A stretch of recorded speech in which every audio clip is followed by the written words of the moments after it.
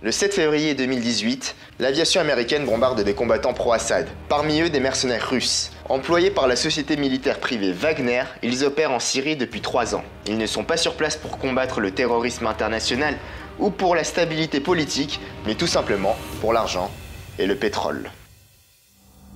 Les Américains ne sont pas en reste puisqu'avec Blackwater et ses mercenaires envoyés en Irak, ils sont tout sauf étrangers au développement de Daesh dans la région. Aujourd'hui renommés Academy, ces mercenaires continuent de s'engager un peu partout dans le monde. En 2015, 6 d'entre eux ont été retrouvés morts au Yémen alors qu'ils étaient engagés par les Émirats Arabes Unis pour combattre la révolte Houthi. Alors comment ces mercenaires opèrent-ils? Qui se cache derrière ces sociétés militaires privées? Et surtout, pourquoi ils font autant de polémiques? Salut à tous, c'est Kazoo et vous êtes sur AK1.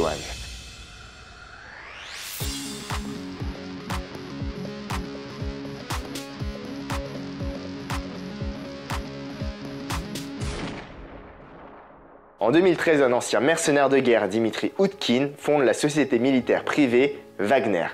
Et dès l'année suivante, ces combattants ou mercenaires sont envoyés au Donbass pour l'annexion de la Crimée par la Russie. En 2015, ils étendent leurs opérations à la Syrie. Dans leur rang, on peut retrouver des vétérans de guerre de Tchétchénie ou d'Afghanistan, mais pas que. Ils sont pour la majorité attirés par les salaires qui sont 10 fois supérieurs à ceux des régions reculées de Russie. En 2017, on estimait à donc 6000 combattants employés par Wagner, mais comme vous pouvez le voir dans cette interview, c'est tout sauf un métier comme les autres. Nous avons rendez-vous avec le chef cosaque de l'une de ces organisations paramilitaires.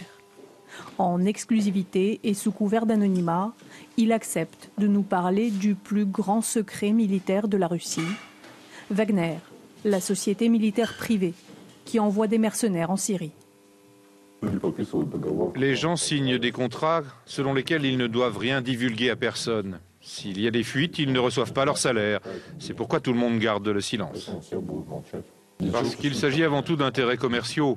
Le but d'une société militaire privée, en soi, c'est quoi? Faire de l'argent. Ensuite, défendre les intérêts d'un État, là où l'État ne peut pas faire usage de son armée régulière. Si tu es enrôlé dans une société militaire privée, tu as vendu ta vie à une société militaire. Elle fait de toi ce qu'elle veut.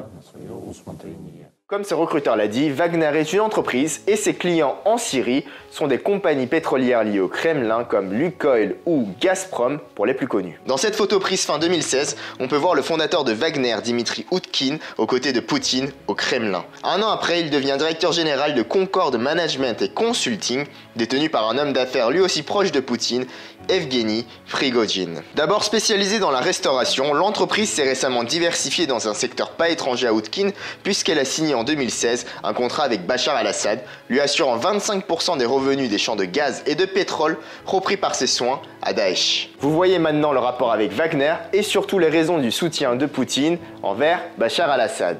Alors dans l'introduction, je vous avais parlé de la confrontation entre les soldats américains et les mercenaires de Wagner. En fait, ça s'est produit dans la région de Deir el-Zor, dans une zone à quelques kilomètres du plus grand champ de gaz syrien, Conoco, et du plus grand champ pétrolier d'Omar, repris à Daesh en octobre par les forces démocratiques syriennes, dirigées par qui? Les Américains bien sûr. Et en parlant des Américains, ils ne sont pas non plus étrangers à l'utilisation des sociétés militaires privées. La plus connue d'entre elles, Blackwater, a été fondée en 1997 par un ancien SEAL. D'abord spécialisé dans la formation et l'entraînement militaire, les attentats du 11 septembre et les guerres qui ont suivi vont radicalement modifier son statut. Rien que pour la guerre en Afghanistan, elle va signer entre 2001 et 2006 des contrats d'une valeur de plus d'1 milliard de dollars. Mais Blackwater est tristement célèbre pour une fusillade qui a eu lieu le 16 septembre 2007 sur la place Nisour à Bagdad, en Irak. Un conducteur irakien est percuté par une balle d'un mercenaire de Blackwater alors qu'il se dirigeait vers la place avec sa mère à côté. La voiture s'emballe alors et s'ensuit des lancers de grenades auxquels la police et armée irakienne répondent par des tirs. Les mercenaires de Blackwater arrosent alors la place de centaines de balles alors que ce dernier est noir de monde et que les passants tentent désespérément de se mettre à l'abri. Bilan humain de 17 Irakiens morts et plus de 20 blessés, alors qu'une enquête du FBI a déterminé que sur les 17 Irakiens tués par les mercenaires, au moins 14 l'étaient sans aucune raison. Ces meurtriers ont pu quitter tranquillement l'Irak puisqu'ils bénéficiaient de l'immunité vis-à-vis du droit irakien et Wagner a continué à poursuivre ses opérations sur place. Après 4 ans, en 2013, un procès contre eux s'est ouvert aux États-Unis et 2 ans plus tard, ils ont été condamnés à la prison à perpétuité pour Nicholas Slater et à 30 ans de prison pour les 3 autres mercenaires. Mais l'année dernière, la Cour fédérale a cassé ce jugement et a ordonné la tenue d'un nouveau procès passé, alors qu'il ne fait aujourd'hui aucun doute qu'il n'y avait aucune justification militaire à cette fusillade. Il y a bien une convention internationale contre le recrutement, l'utilisation, le financement ou l'instruction des mercenaires, adoptée en 1989 par l'ONU, mais les spécialistes de défense, la presse ou le gouvernement afghan s'accordent tous pour dire que ces sociétés militaires privées ne sont rien d'autre que des mercenaires. Pour Wagner et la Russie, la raison d'exister de Wagner est simple. La Russie ne peut évidemment pas aller en Syrie aider Bachar al-Assad en disant que la seule chose qu'il veut, c'est le pétrole.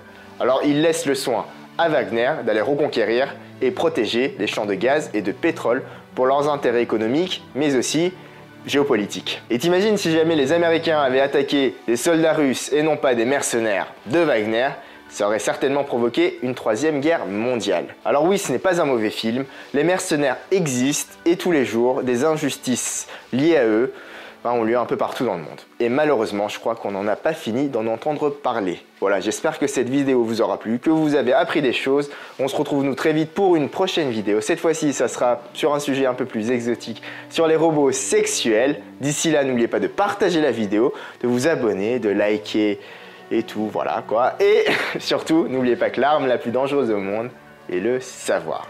Peace.